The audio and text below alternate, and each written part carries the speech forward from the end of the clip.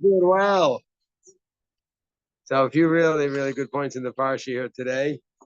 And number one, opening psukim. There you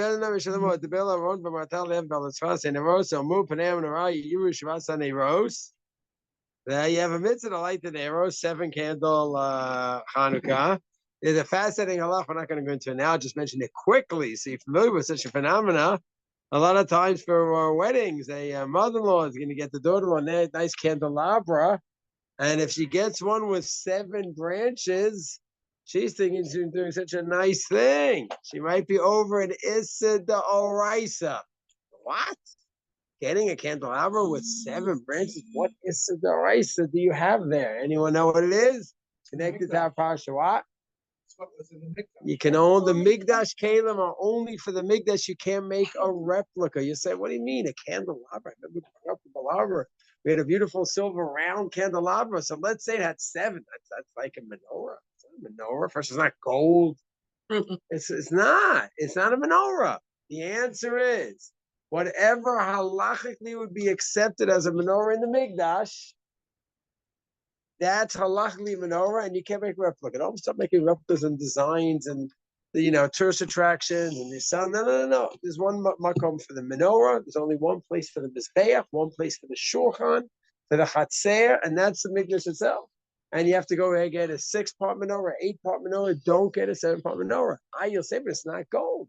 Halachically, as long as it's metal, it's a kosher menorah in the Mikdash, and as long as it's a kosher menorah in the Mikdash, then you can't make such a thing. That fascinating. Or Avad Yosef has shubas on this topic. Yeah.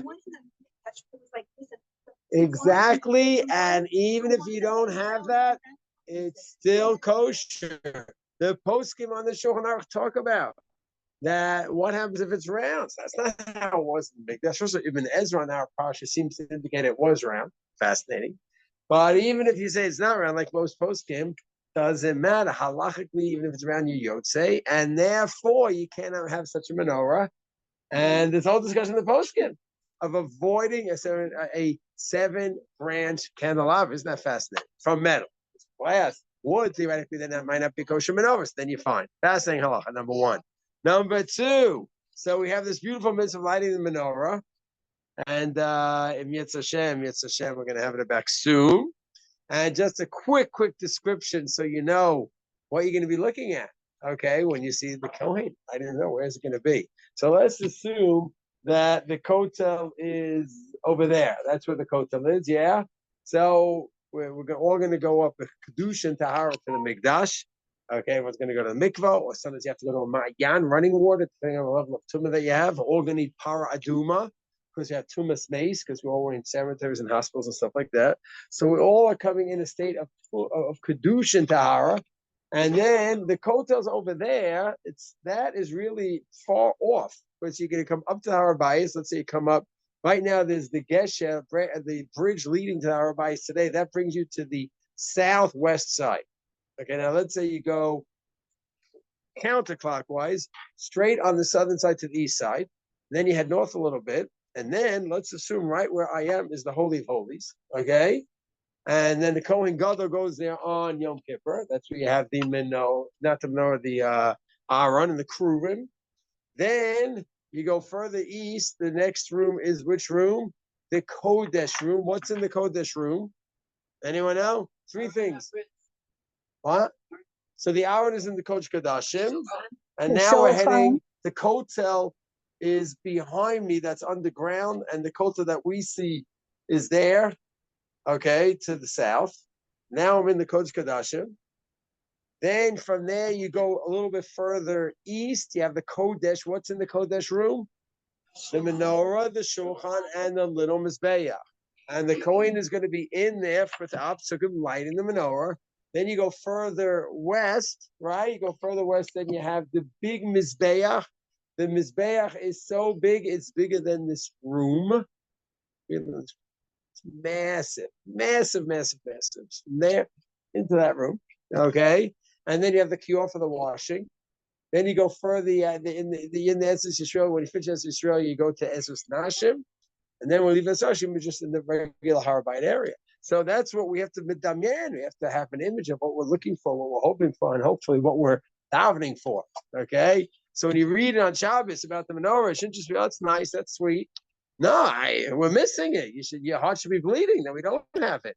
And the more we bleed for this stuff, the more we daven, maybe we'll have a chance of getting it back. Okay, good.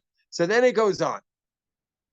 That's the first 2 points. The halachas of menorah, about making a replica menorah, and the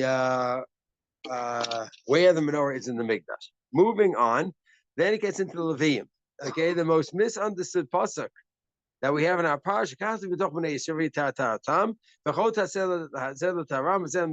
You sprinkle the chatas on them, and you have to purify them. They bring the Ol Moed, and somebody said they're Levim, and they actually do smicha on Levim, which is fascinating. And then they do smicha, Levim do smicha onto the animals, and resting their hands, just like Moshe gave smicha to Yeshua and he rested his hands. When we have smicha today, so we don't rest hands on, the rabbi doesn't rest hands on his Talmud when he gives the smicha, but it came from the original term of Moshe giving smicha, resting his hands on Yeshua. So we kept that term. When we do smicha on a korban, it means resting your hands. Okay, and then it says that the Leviim are in the place of the Bechor. The firstborn should have been in, and then he talks about the avoda of the Leviim.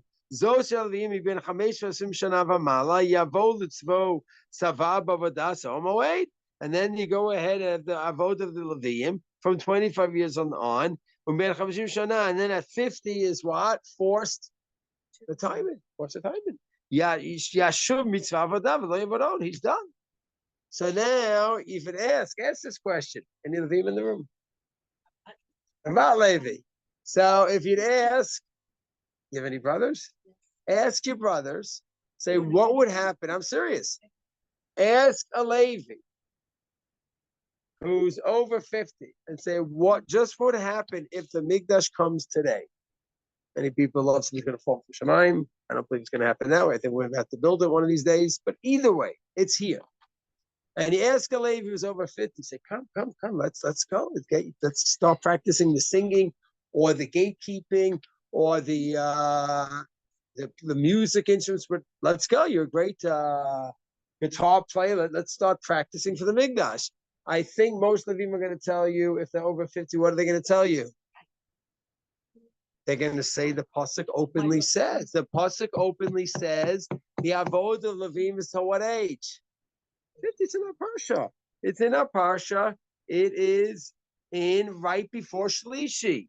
Zota Shelavim ben Chamesh V'Shim Shana V'Mala Yavol Tzvot Tzavav V'Dal Moed at 25. We've been Chamishim Shana, and then 50 you're retired. That's it. So Rashi clarifies one part of this, because is it 25 that they start, or is another age they start? 30. Very good. Rashi says, wait. Other place it says 30. So you have 25 is when they start learning the halachas of the Levim in the Mikdash at 25. And that goes until 30. And then they start doing the avodah. So 25 is the learning, and 30 is the actual practicing. Okay? And then 30 till 50. Okay? But the simple pshat is still 50. Guess why? It's not true. And I'm serious, if you see Levim around, you should tell them. Okay? Chavetz Chaim always screams that, people don't take the Mikdash seriously. You daven every day about it. You like, what do you know? You can't wait for the Mikdash. You can't wait for the Mikdash. The Mikdash comes. Would you know one thing to do?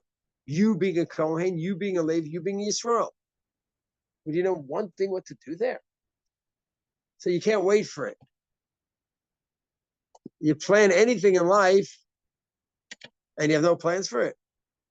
You're going and making a trip somewhere. Okay, so I booked a trip to, where can you go in Israel today? It's safe. Yamamela. Okay, we found one place that so far is still safe. Okay, and so what are you going to do? You can have a plan. Just going to be in a hotel and look over the water for 7 days. That's what speaks to me. Okay, great.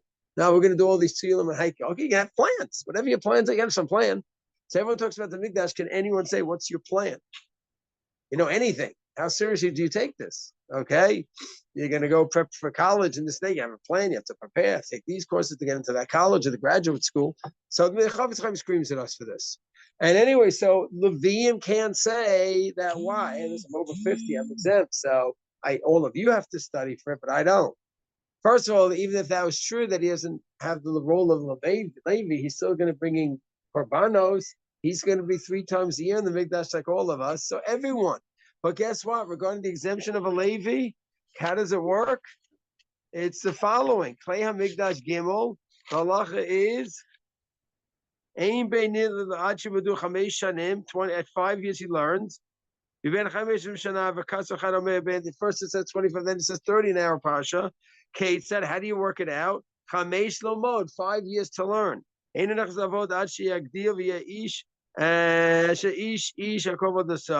He says, so 30 is when you start the avoda, and then he says, when it says in our parsha, Rambam is not a commentary on the Chumash. Rambam is a halachic work. He doesn't have a commentary on the Chumash. Ramban does, which we're going to get to in a moment. Rambam doesn't have a commentary on the Torah, but sometimes you might see in his farm store the Rambam ala Torah. Reading Rambam, he didn't write a book on the Torah. So what one author did was he took all of the Rambam's writings on the Monavuchim and just he puts a pasuk here. So at that pasuk I'll put his commentary. It's very sweet. So over here's one of those times. So it says over here, when it says in our parsha behaalotcha, from 25 up to 50 years old, Eino ela bisman she'nosim hamikdash mimakom lemakom. It's only when they transferred the mikdash from place to place. When it was mobile, like in the midbar, and they transferred from place to place. Aval ledoros, Eino levi nifsal b'shanim. For generations, it doesn't go by years, 50. Ela bekol. Kuf vav lamed, not called everything, but kuf vav lamed kol, called isha, voice. Meaning, sheyit kalkil kolo moirov hazikna. His voice is cracking. He's getting older and he can't really hold the tune and stuff like that. Then that would knock him out from singing in the Mikdash. Okay? And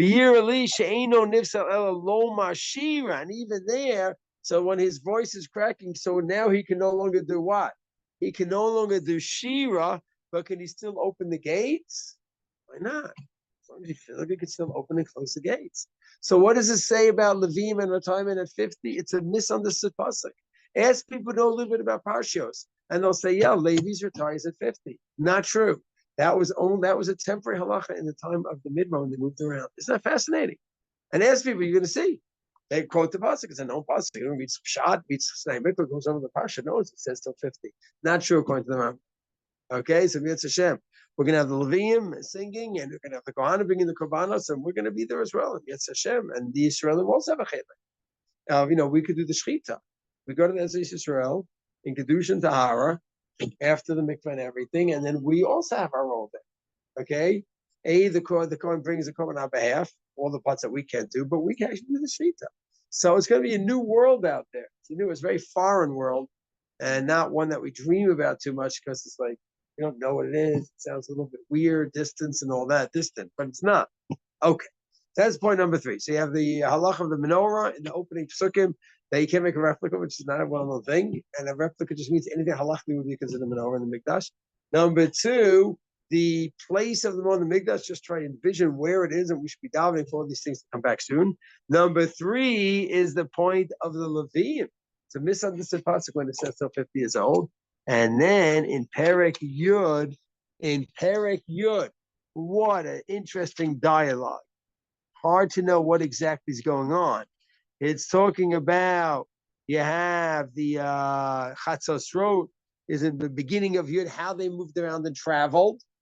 How they traveled, but the place of the Chatzozrot, pulling them out. Okay, we mentioned that in the pasuk has when you have a war. So on Tuesday we learned when there's a war, you blow in the Chatzozrot. And the question is why we don't do that today. Some try to give answers, but the question is stronger, in my opinion, than most of the answers. And some say, no, you could and you should blow shofar. Okay, and Rav Goren blew shofar at the Kotel. And if I'm not mistaken, he felt, he was blowing at the victory. But before you hit the victory, you should blow in crying out to Hashem. Okay, that we discussed Tuesday.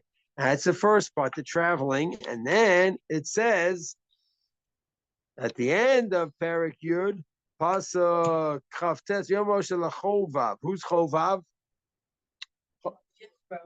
That's right. His father-in-law Yisro. He was a few different names, and no Makom Shema Hashem Etin Lachem Lachai. Come with us. It's going to be good for you. We're in a good situation. We're running high now. The Jewish people, come join us. It'd be nice.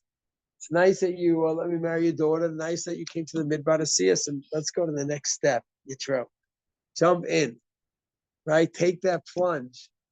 And that's what he said to him. And what did he say back, Yitro? Vayom elav, no thank you. Lo elech, ki im el artzi, ve'omar ladati elech. Thank you. Okay? That's it. That's it. It's not for me. It's not for me. Okay? In bishvil nechasai, it's my property is there. In bishvil mishpachti, my family's there. It's not easy. We all know, everyone who makes aliyah, we all know that why. It's not easy to leave. Okay? And it's not simple. And he said, I'm not ready to take the plunge. Sad. Al natazov. Don't leave us. You were like a leader to us. Okay? You were like a leader. You helped us. You guided us. Okay? You gave us different insights that you had about running the system and the judges and stuff like that. You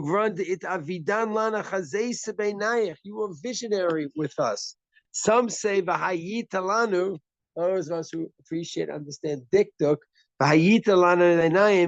means like uncles, you were like a visionary to us over the years, or and you will be, come with us and you will be, it's atid. You could read it both ways. And that's it. Okay.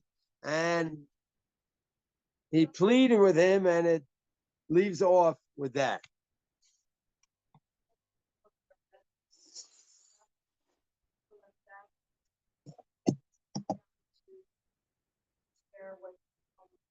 Very good, very good. So Rashi, Matove Tivilo. So Rashi says, as how when the Jews give out the land, Hayadushna Shiricho Tak al Tak Ama. It was 500 by 500 amos, which is a very interesting amount. Because what's the size of our bias? Tak al Tak. It's called Tak al Tak. Tough kuf, 500 amos by 500 amos. Anyone who does any topography studies, archaeological studies, and our bias, Tak al Tak, 500 by 500 amos. Okay, that was the size of Yericho, the original Yericho. He did not give it out, Moshe Rabbeinu. Moshe did not give it out to the Shvatim. Amru Mishi Bana Hu Yitlenu. Whoever builds the Mikdash and gives up his area of his favorite, that's the one who's going to get this extra piece of land. Yisro, Leonada ben Recham Shnem of Nekani Chose Mesh Alav Alu Hatmarim. Wow. And Moshe gave it to Yitro's descendants to have that piece of real estate by Yericho. So it's really fascinating. And the whole idea of the Shvatim having Israel and giving it to the Goyim, we've mentioned this many times over the years, that we'll mention again because Rashi is talking about Moshe trying enticing him by offering him what? Give him a piece of the land. Why do you have to give him a piece of the land? Why? He's a Gad Tzedek Yisro, Moshe's father. Of course he's going to have a piece of the land. And what's the answer? No. The land is only for whom? The Jews, right? We got to be proud of that, and we got to be confident to tell that to the world. It's not like going ahead and saying to the world, no, they're going to make a piece, a land for peace, and this and that, and give two. It's not like that helps. Not like anyone can argue with me like, no. You have to be pragmatic, Danny Myers. And tell everyone this land is my land, and God gave it to us, and that no, because you see, that's going to get us into a mess, as opposed to the glorious situation right now. We tried working, two-stage solution, all this nonsense, which gets us nowhere, right? It gets us no. There's no mentality on the other side. There's no dots out there, so it's just not there. Some great rabbis made the mistake. Okay, in hindsight, it's always easy to point that mistake, but thinking that somehow you had gilgulim of anwar sadat, and you have someone to work with. Okay, how they can make that mistake and think that Abu Mazen and think that the Arafat and think that somehow that's a similar person. It's a bit strange looking back, but whatever. People are people, and even rabbis are people too. So they made mistakes, but now we don't have that. So just be proud. This is our land, and be proud of it, and tell the world this is it. Because it's not like anything else is helping anyway. So let's just be straight. And what does it mean this is our land? Because now Moshe is offering Yisro land. So this was an exception. Normally, Goyim are not allowed to have land here. They are not even allowed to stay here. They can only stay here under very, very specific conditions. What are the conditions? 3 conditions that a Goy can stay in Israel. 3. Anyone know what they are? He accepts in front of the base in the 7 mitzvos. He what? He works. He works in servitude, not a slave that's whipped like in Egypt. He's working. He's a worker. He's an employee of the king. Oh, you build this, build that wall, build that wall. He's a builder. Do whatever the king needs from him. And finally, he pays taxes, possibly even more than a Jew. And if he says this is not democratic, our answer is, you're right, it's not. And he says, I don't have the same rights as a Jew. Correct, you don't. And you don't like it, it's great. We'll help you move. If you pay, help. Can you collect the sold what? Can you collect sold land to the Mormons? Yeah. So all those ideas of selling land and giving out land to Arabs, any guy, it's a very, very, very serious violation, though, right? So that's why every 7 years heter mechira, we have that problem as well. Because how you sell land to the guy? So is it a guy? Is it an Arab? Is it an idolater? All these questions. What's that term? It's temporary. Well, if it's temporary, does that help then? All these questions, okay? But the bottom line is the Rambam Shvit of Yova, just to finish with this, when all of us in our tribal ancestral lands, then you have then you have Bater Choma, Medin, Stechu Zayavod, Mekabel and Ger Toshav. And you have a Ger Toshav. No, Heger Shvi is Baritz Veshmatis Ksam B'chom Makom in Torah. And then you have Ger Toshav. When all of us on our tribal ancestral land, then and only then do you have what? Then you have Goyim come and allowed to visit here. They're not allowed to, they don't own land. They're just allowed to be a Kohath. They can stay here. The idea of Moshe offering land to sweeten the deal for Yitro, which the Ramban gets into, that was a temporary thing that he gave him that special heter. But normally it's not that way.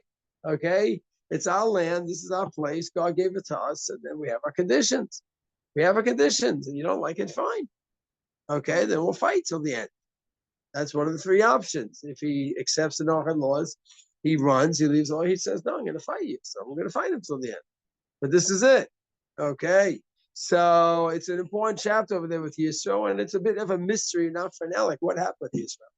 Is it that he went back? Was he had more land then? He wasn't happy with the land possibilities in Israel because he knew he was a ger. Because of that, he stayed such a holy person that saw the beauty of Torah and mitzvahs, and he couldn't come to Israel because of gashmius reasons. You know what I'm saying? There's what to look into. There's definitely what to look into. When he went back, yes, so some want to say he went back to Makar. So that's already more palatable. That he went back to Akira, but not that he wanted to join Jewish nation, just there was another spiritual need greater. That's a nice idea. So there's what to look into the whole parsha of Yisrael. What happened with that dialogue? What's with the sad dialogue between Moshe and his father? Like, come stay with us. So kid, it's been hard. Too bad there was not no selfies back then to see what was going on. How that dialogue went, was crying. There was Moshe at. Anyways, bottom line is to summarize some points for today. So we have the menorah, and I can't make a replica. It's fascinating halacha. Check out next time you see in Judaicus to see if any of them have a 7-branch collab. See if they do.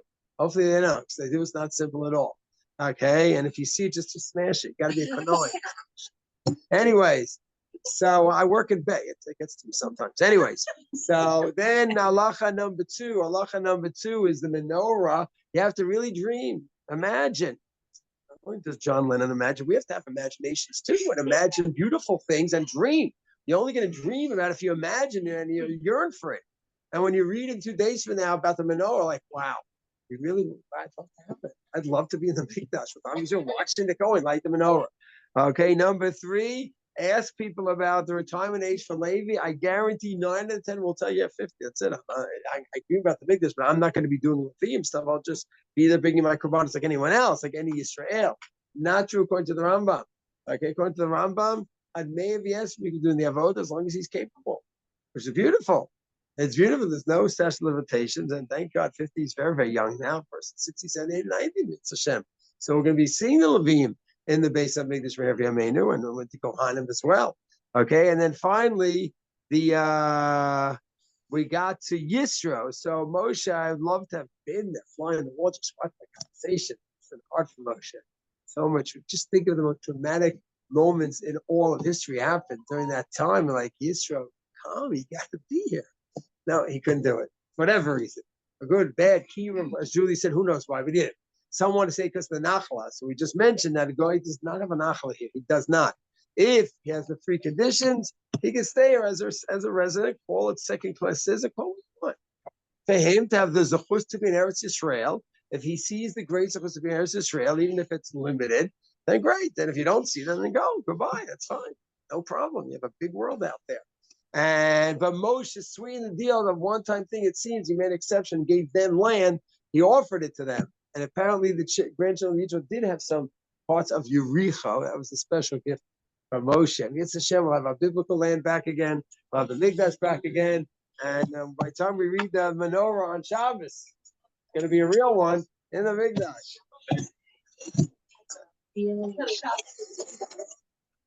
Rabbi Meyer, may I ask you something? May I ask you something?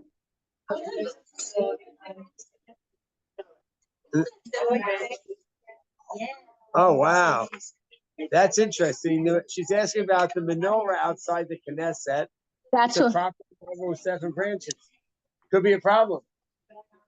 Could be a problem. If it's metal, now that's the one for the Mikdash itself.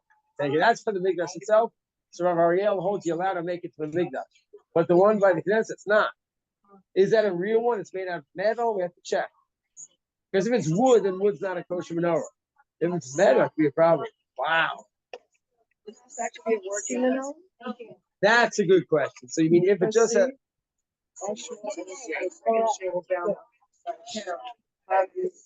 Yes, what is it? No way.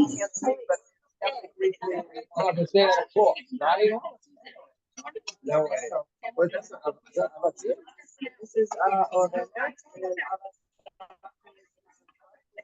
and they also. That's real. It's on. It's stuck on the wall. But it's a real metal menorah with 7 branches.